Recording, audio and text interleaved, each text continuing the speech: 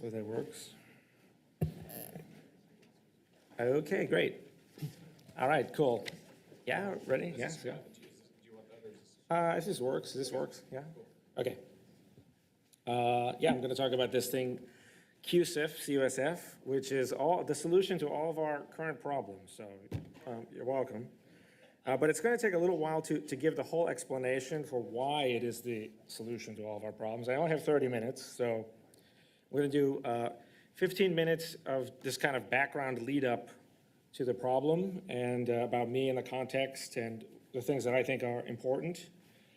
And then 5 minutes on this thing, and then I do think the Q&A is really where the magic happens, so I think that Q&A is good. I'm going to say some pretty audacious things in this talk, so it's only fair that people get to ask questions about them. But I do have a kind of a long intro slide. So I spoke at all 3 of the first scaling conferences. I was on the program committee for the 4th. This conference is supposed to be continuing in that vein. But what happened after the first 3, or really even the first 2, is that the scaling conferences quickly became pretentious academic junk conferences, so I stopped going. And I think this conference is also in danger of falling into that mold, although there were some good talks. But the other thing is that in December 2013, see, this is actually all important because it's very difficult for you to understand why CUSF is the solution to something unless you understand me and sort of where I'm coming from. So all this is actually important. But back in December 2013, I had this peer-to-peer Oracle prediction market blockchain technology that I called TruthCoin, which was supposed to be a sidechain L2, even back in 2013, which I quickly renamed to bitcoinhivemind.com, and you can actually go to that site and you can still look at it if you want. I had to rename it because people thought it was an altcoin. But this project basically became Polymarket. In fact, Polymarket is a much worse version of what I produced in 2013. But although I give them tons of credit for executing. But this speaks a little bit to what a lot of this talk is about, which is that we've had a little bit of slow developer action that has translated to billions of dollars per month in lost volume.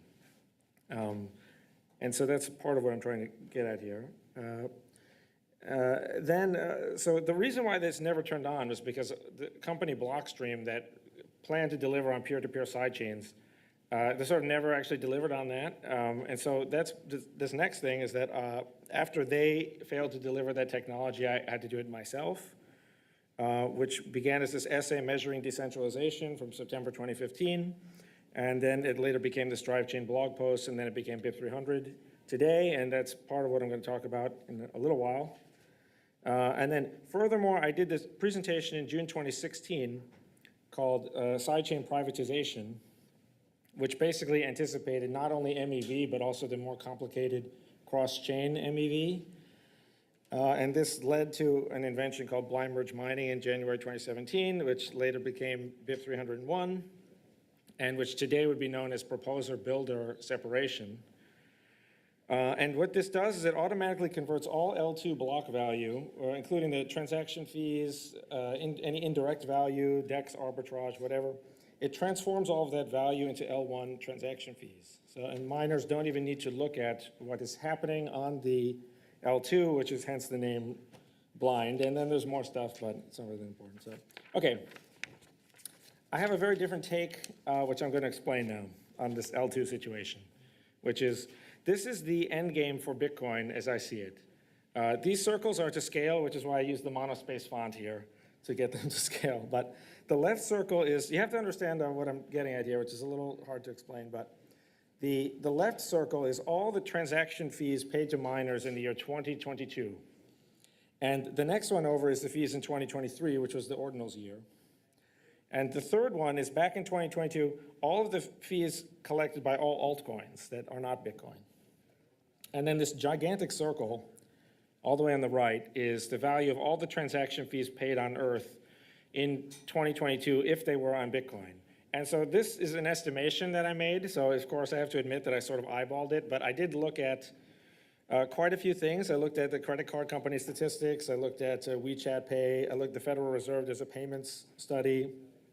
And I have a huge blog post where I go into the details in writing, which I'm going to reference later in the talk, so you'll be able to look it up if you're interested. But basically, I came up, I looked at like population of the world that is over 14 years old and all this other stuff. So it's basically $6.4 trillion in 2024,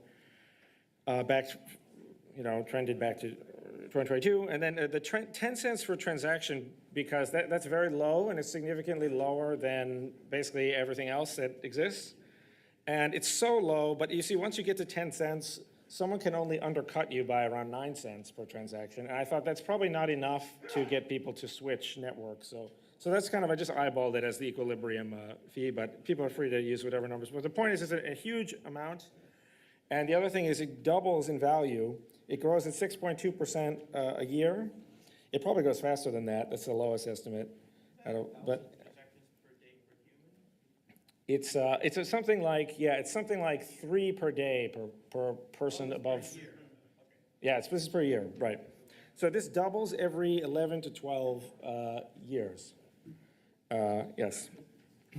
Okay, so why do I bring this up? Well, okay, the first question is a very important one, which is if Bitcoin took over the world, who would get this giant pile of money? And the current intellectual climate is pushing these non-mined L2s, which would include the Lightning Network, ARC, rollups, Liquid. These are not mined L2s, and by that I mean the transaction fees on the L2, they do not go to the L1 Bitcoin miner. Instead, they go to someone else. They go to the Lightning node that routed the payment, or they go to the LSP, or they go to the ARC SP, or they go to the sequencer, the rollup sequencer. So the money goes to someone else. And of course, that's kind of rude to the miners, but that's not really why I bring it up. It's really much worse than that. It's actually very, very interesting what will probably happen. And my guess, this is a complete guess on my part, but I don't see how it can be any other way, other than to produce this horrendously unstable situation that will end in a conflict between the L1 and L2 overall, and a huge incentive for miner centralization, and then eventually vertical integration between the L2s and the L1s miners. And then this vertical integration will utterly obliterate the entire L2 security model in the first place. The L2 will end up fully custodial, possibly even miner custodial, and then the value will all become MEV, in fact. I have a little bit more to say about that later. So the reason that let me explain a little bit more about this, which is to say, so the miners get this tiny circle, and then there's this huge circle above going to like the ARC supernode or something. The reason why this is actually important is that the miners have an extreme ability to affect the L2s. Every L2 is vulnerable to 51% attack by L1 miners. For example, the Lightning Network requires an L1 transaction to join the network, and it requires one to leave the network. And the Lightning Network only works at all if you can broadcast justice transactions to L1 whenever you want. And the 51% hash rate group can censor these transactions. And if you don't believe me, here's Rene Picard, who wrote the book, Mastering Lightning. He's saying exactly what I'm saying here. And this is the same for BitVM, where BitVM has like a justice transaction that is basically something like, if someone does something that they would not be allowed to do in the L2, you pull this on L1 and you can slash their bond or whatever. The different L2s are very different from each other, of course, but no matter what the L2 is, the miners can block the entrance and the exit if they can figure out what it is. So there's a little bit of animosity would go a long way. So basically, if we return to this example where you have like something like a Foundry LSP, or Antpool LSP, a Foundry Lightning on one hand, versus the Lightning nodes that are not backed by giant amounts of hash rate, then it would be completely understandable for the actual end user to get nervous about using the non-mined LSPs because they would not be secure, and the HTLC would really do nothing. And eventually the non-mined, the non-miner associated LSPs would go out of business, and everyone would use a miner LSP. All of the HTLC stuff would be superfluous, and the Lightning security model wouldn't even apply in this case anymore. And the interesting thing is that all of this, the whole L2 value of the giant sphere or giant circle, that would all become MEV, since it would now become mandatory to become a Lightning service provider. It would now, every viable miner would have to become an LSP, and they would have a monopoly as well, because it would be very difficult to start a new Lightning company now. And on the flip side, it would be difficult to start a new mining pool. So it would really be some kind of like super MEV. And so the bizarre thing, ironically, the only way to undo the MEV at that point would be to create a mined L2 and then hope that everyone switches to it. And so even if the ones on the left had succeeded, we would end up wishing that they had failed. In other words, the non-mined L2s are not going to work. They may work in the superficial sense of the software not crashing or the software being able to put transactions through for some people. But I think this means that they can never really be big. They can never really be a big success, because as soon as they're a big success, they'll never really be this, this huge circle. As soon as they are, miners will think, why am I getting this tiny circle and the LSP is getting this huge circle? We could talk about why the tiny circle will probably stay tiny on L1, but it's a different question. And then miners will think, well, why don't we start our own, mining LSP, Foundry LSP? And then they get into a fight, and it is a battle where one of the sides doesn't have any bullets. So instead, here's my proposal for the mined L2s, which I'm now calling 1313, to doing a math coincidence. But the details are in two blog posts of mine that are very old. I mean, this one is from February 2021. But basically, it's a very small L1 block size that we have already, and then 13 separate L2s distributed amongst users on the planet more or less geographically, each released one at a time as the previous ones fill up. And they start with what is the equivalent of a 13 megabyte block size that grows over time for each of them. And then this is the other one here. This is this post, all the world's transactions, where I talked about the estimates for how many transactions are actually in the world on a given year. And it has this table. And I have them, if they grow at those rates, and then it converges to a planetary scale by the year 2030, which is 9.8 trillion transactions per year. And so that is this schedule. And this idea, from the end user's point of view, is better than Lightning, which is the viable L2 today, in the following ways. I'm not going to list them all, but I'll list a few, which is like there's no channels, there's no interactivity requirements at all, there's no liquidity problems at all, there's no fee for liquidity as with ARC. You can onboard people directly to L2 without using L1 bytes, and the payments don't fail. And of course, 100% of the fees are passed down to miners instead of 0%. It actually has more benefits also. It actually slightly improves miner centralization by allowing faster and smaller cash outs from pools to the end hashers. And furthermore, it does not require any changes to Bitcoin Core at all, but it does require this thing CUSF, which I am going to get to eventually, pretty soon, I hope. So, and on top of that, I love the dev tooling talk. That's great. The software already exists today, so here it is. So we've built it, actually. And it even has a little GUI there up in the top right. So it has a wallet, it has interface. Bitcoin Core, that's the L1 is in the bottom left, and then the L2 thing is in the top right. You can't really see it right now, but this is the new CUSF version, in fact. So now I think I'll have a little to get through what this is. I think it's going to be kind of difficult to understand, but I'm going to try to explain it anyway. So, because some people will think this is such a small idea, it doesn't count as anything, and other people will think this is so drastic an idea that it is. So I don't know which you'll find yourself in, but CUSF stands for Core Untouched Soft Fork, and it threads the needle between these two roadblocks. And one of them is this, which is that Bitcoin Core cannot soft fork anymore. These numbers are from BitMEX research. They are not mine, but I put them in this table. And this is a table of soft forks in Bitcoin's history. And you can see that we used to do one every 2 years or so. And now we do basically zero. I also took the opportunity to look up the time it took to get from the first, concrete mailing list suggestion of the idea to when it was coded and then when it was actually activated. And so you can see SegWit was 20 months and Taproot is 46 months. And I think if you have been paying attention today, you see that there's all these ideas, but everyone has this, for whatever, every single idea that someone has put forward, that's like someone's least favorite idea. And so there is no actual consensus on anything, and so that is why there's this log jam here. So this is the first roadblock. The second roadblock, though, is that you really cannot just switch away from Bitcoin Core to something else. That's too drastic of a change for a variety of reasons.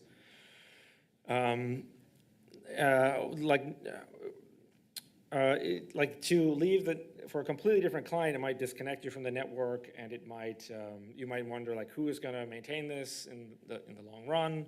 So you can't do that type of thing. There's no way to actually compete with Bitcoin Core with the second client.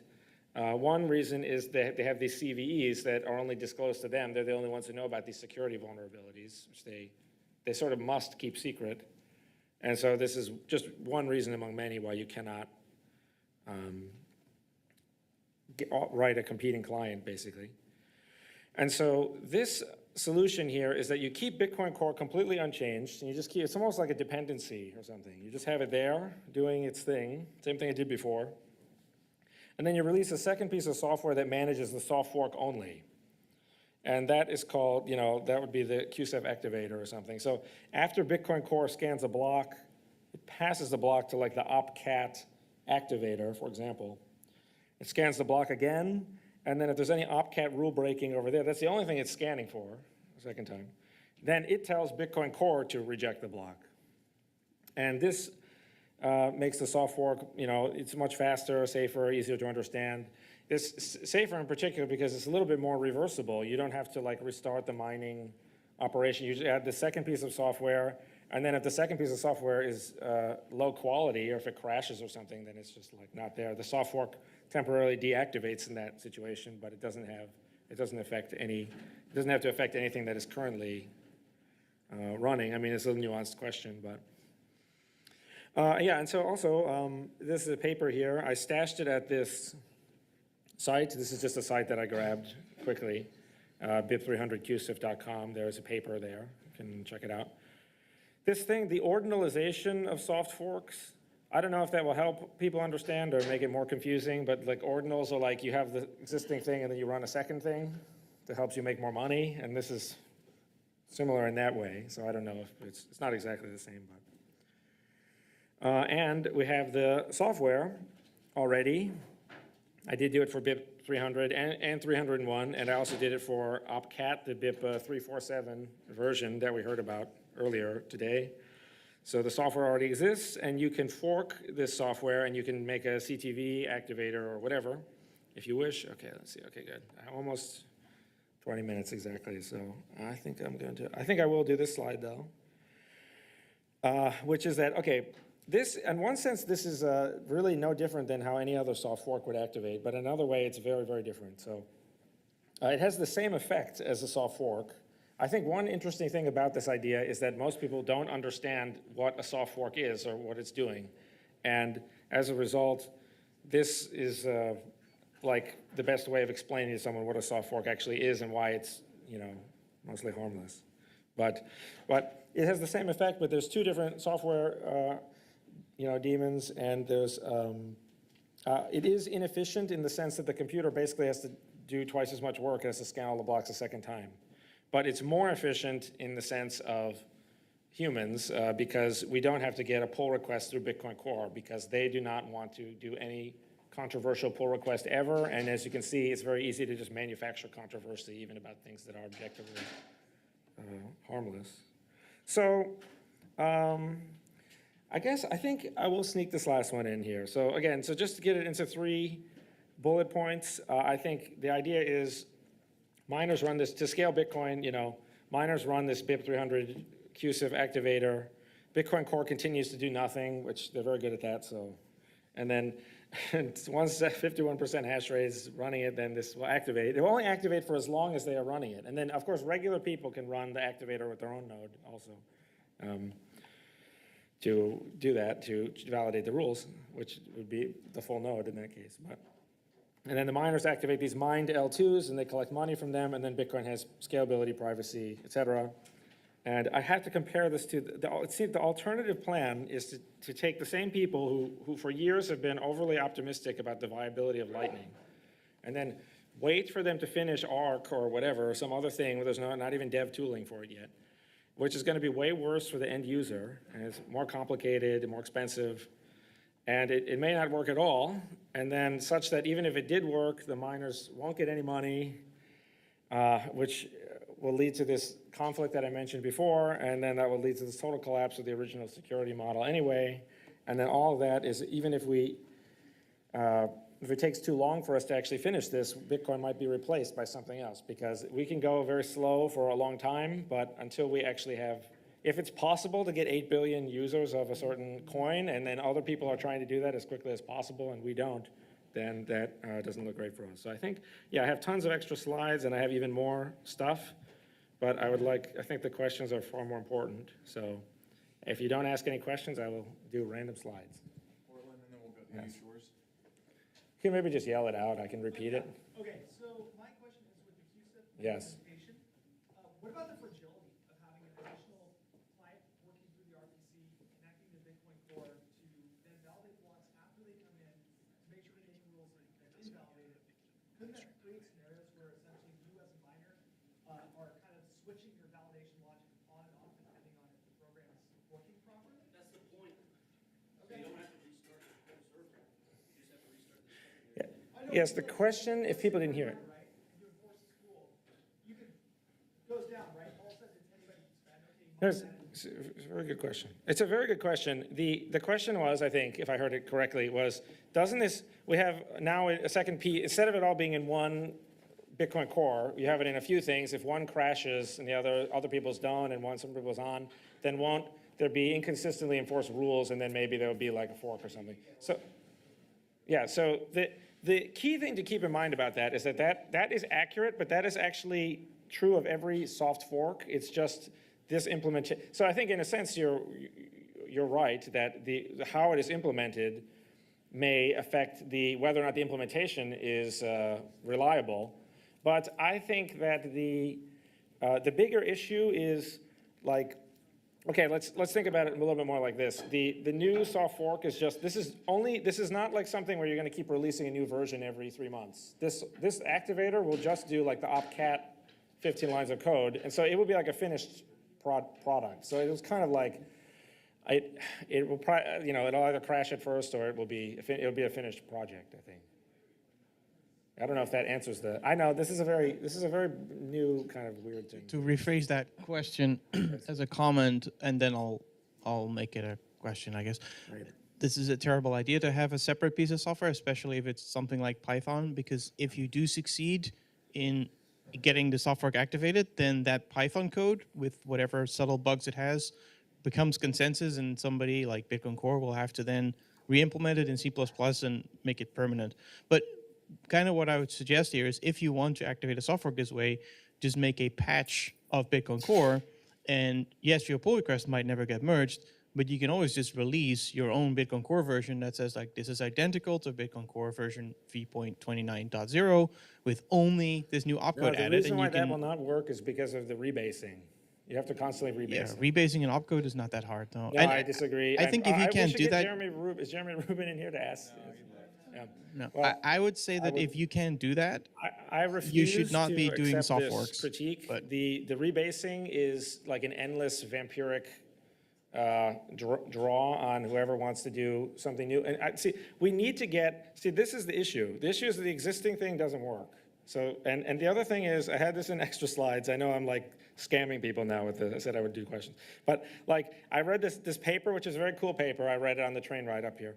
But it has all this new, and this is what we've been hearing a lot today about like, should we adopt a soft fork and like twiddling little, it's like, I don't know, we're changing the temperature on the faucet or something a little bit. But to me, this is a matter of life or death.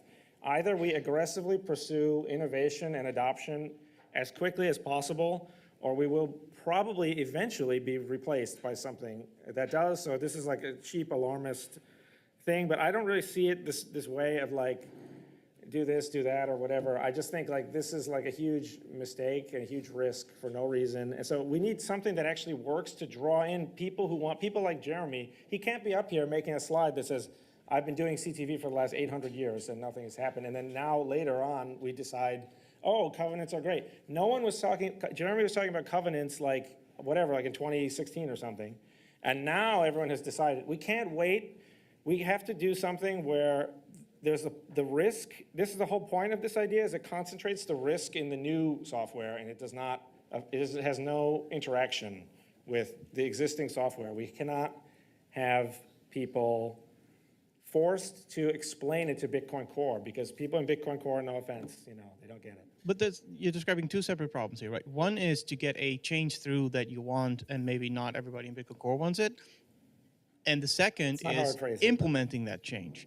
So the first part, like if people don't want it, that's one discussion. But if you implement it in Python, which it sounds like what you're doing, No, it's not in you're Python creating, at all. It's in Rust.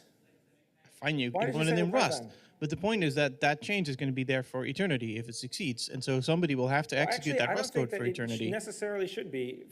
I actually think we should be a little more experimental with the soft forks. They don't need to be there for eternity, because imagine if the software crashes and is abandoned, then all it means is that the soft fork deactivates, and anyone who tried to use it loses Lose all money. their money, But that's no different than the way the Lightning Network worked for like 5-6 years, where it was like in a state of being half completed, and people would lose money all the time. Yeah. Okay, clearly very fruitful for discussion. A lot of questions, but I'm sorry, we're gonna have to move on to the next one. So, sorry, Marshall. Sorry, Trey. Sorry, anyone else who has any questions. But if you do, grill Paul out in the hallway over there, or in the conference room on floor 14. Also, there's coffee out there now for anyone who needs a little bit of a pickup. But with that, thank you, Paul. Appreciate your thoughts and.